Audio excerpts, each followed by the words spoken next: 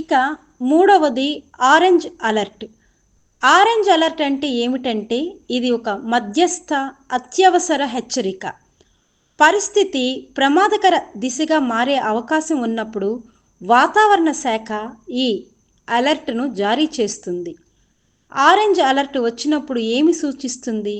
భారీ వర్షాలు కురిసే అవకాశాలు ఎక్కువ, గాలి వేగం ప్రమాదకరంగా పెరగవచ్చు, చెట్లు, విద్యుత్ స్తంభాలు కూలే అవకాశాలుంటాయి, రహదారులు, లోయల ప్రాంతాల్లో నీరు నిలవవచ్చు, ట్రాఫిక్కు అంతరాయం ఏర్పడే అవకాశం.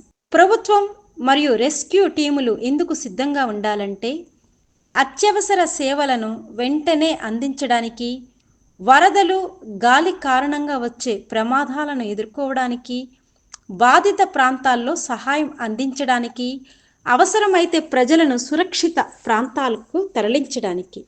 ఇక ప్రజలు ఏమి చేయాలంటే అనవసరంగా బయటకు వెళ్లకుండా ఉండాలి, అత్యవసర పనులైతే మాత్రమే బయటకు వెళ్ళాలి, నీటితో నిండిన రోడ్లను దాటకండి, పిల్లలు, వృద్ధులు, గర్భిణీలు ఇంట్లోనే ఉండాలి, విద్యుత్, నీటి సమస్యలు వస్తే వెంటనే సంబంధిత అధికారులను సంప్రదించాలి, తుఫాన్ అప్డేట్స్ను ప్రభుత్వం మరియు ఐఎండి నమ్మకమైన వనరుల నుంచే ఫాలో అవ్వాలి.